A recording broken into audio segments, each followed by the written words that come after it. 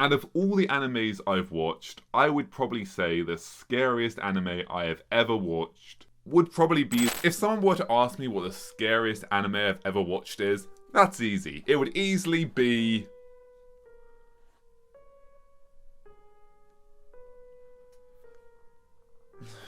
Huh. When it comes to scary animes, the one that stands above all of them as the scariest of them all would definitely be...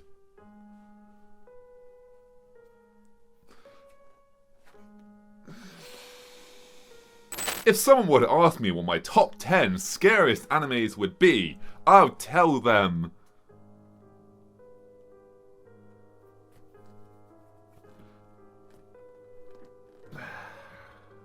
If someone were to ask me to name one singular scary anime, I don't know if I could do it. Being scared can come in all forms, from fear of the unknown to fear of the known, from psychological threats to physical threats, from body horror to Gorror horror. If I were to ask you to name something scary, you would most likely name a horror.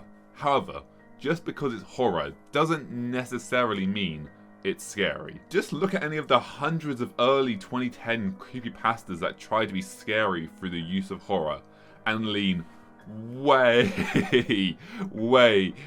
too far into it, and it just makes something that's not so much scary as edgelord hilarious. Despite this, most horror is scary, however, they are not mutually exclusive, and there are many ways media can make you feel scared. If I were to ask you to name a scary game, you could probably give me a long list of dozens of games, and most of them would very likely be horror games. And if I were to ask you why you found these games scary, you could probably list off many reasons.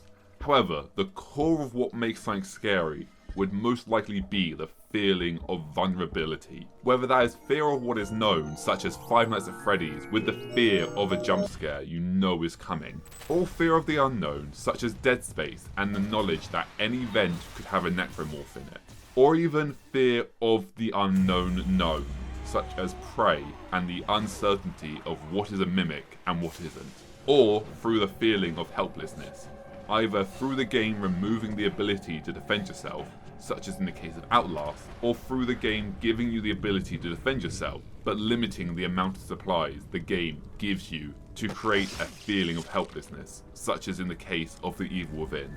And if I were to ask you to give me a list of scary movies, well, some obnoxious douchebag trying to be clever would be like, well, there's Scary Movie 1, Scary Movie 2, Scary Movie 3, Scary Movie 4, and Scary Movie 5. Don't be that guy. That joke is so played out. But if I were to seriously ask you, name a list of long, scary movies, you could give me so many that it is oversaturated. The media of horror movies is so oversaturated, and I partially love it, but I also partially hate it because a lot of times they are massive misses, but when they do get it right, it's great. I forget what my point was here. If I were to ask you to actually name some scary movies, you could probably come up with a long list, such as the original Alien, which manages to make you feel scared via the fear of the unknown, Piranha, which makes you feel scared through Gorror horror, or any film that has a moment when you know a jump scare is coming. Even in TV, the fear that can be instilled in you from such a simple concept that even years and, at this point, decades afterwards can still leave you scared from a simple line of a small child wearing a gas mask asking one simple question. Are you my mummy? Or the simple use of stone statues to leave an entire generation of British children terrified for a good chunk of months afterwards. With all that being said, let me ask you what should be really simple question. Name one scary anime. Should be easy, right? It seems like a simple thing to do, right? But can you actually name one? Can you think of any? Now, you can probably list off a long list of horror animes. And yes, there are some amazing horror animes out there. However, are they scary? Series that everyone always points to are either Perfect Blue or Mononoke. And yes, these series are amazing horror series. However, would you actually say you were scared when you were watching them? Freaked out? Yes. Disturbed? Absolutely. Unsettled? Yes. But scared? No, I don't think so. Both of these series are disturbing, unsettling, and freaky series that were definitely an experience, but they weren't scary. There are so many amazing animes out there that have a fascinating concept that is scary, but the depiction of it throughout the series in no way instills that feeling of being scared. The very first episode of Gei Gei Gei no Kitaro shows Chadatomi horrifically being transformed into a redwood tree in the middle of Shibuya Crossing, with many others quickly becoming transformed soon afterwards. This transformation sequence is unsettling, disturbing, and very horrific. Within the world of Gei Gei Gei, this is scary, but as the watcher, it's not really scary, is it? It's a beautiful animation, it's amazing animation, the voice acting is fantastic. It's somewhat disturbing and, unsettling, but I didn't look at it and go, I'm scared. Similarly, series like Devilman Crybaby, Parasite, Elfen Lied, and Gun have great depictions of Gorror horror, but they're also not scary. Series like Paranoia Agent, Serial Experiments Lane, Psychopath, and Monster have great depictions of psychological horror which present a scary idea, but once again, at no point while watching them did I find them scary. Even series like Attack on Titan, Terror in Resonance, and The Promised Neverland have these underlying scary concepts that if we as humans in the real world were put in these situations, we too would most likely act the way as those seen as the villains in the series acted. Or at the very least, we wouldn't oppose the actions of a powerful party who would instigate such actions. But even so, once again, at no point while watching the series did I feel scared. And I think that is an important distinction to make, being the difference between something that is actually scary and the concept of something scary. The concept of the truth behind what happens in Terror in Resonance is scary, because it's something that is just believable enough to be relatable, but nothing in the actual series is actually scary. Similarly, in a lot of cases, even though a video game may make you need to change your undies every 15 minutes, the actual concept of the horror game isn't scary. Five Nights at Freddy's, you're a night security guard watching cameras to make sure the animatronics don't move about. This, on its own, isn't particularly scary. However, when you're playing the game, it is a different experience. The entire gameplay of PT is simply a character walking through the same hallway over and over, with slight changes every so often. This, as a concept, isn't that scary. However, when you're playing the game, it is a different experience. Stranded Deep.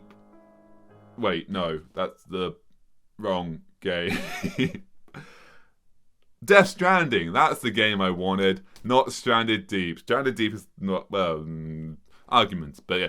Death Stranding, as a concept, is not a scary game. You are an Amazon delivery guy crossing the land and avoiding BTs. This, as a concept, isn't particularly scary. However, when you're playing the game, it is a different experience. However, if we were to look at this through the eyes of anime, one of the animes that always appears on people's most scariest animes you must watch is Another, a series about a class of students who contain someone who recently died and has come back to life. However, they have no idea they died. And until the class figures out who the student is that has come back to life, other students and those closest to the students will start dying on a frequent basis. This is actually quite a freaky and scary concept. But the anime itself, not so much. Another one that always appears on people's top 10 scariest animes out there is Tokyo Ghoul. Tokyo Ghoul is a series about human-like creatures called ghouls who live in, surprise of surprises, Tokyo! However, unlike humans, ghouls can only survive off human meat, so all the inhabitants of Tokyo have to live in fear of being devoured by a ghoul. This, as a concept, is relatively scary.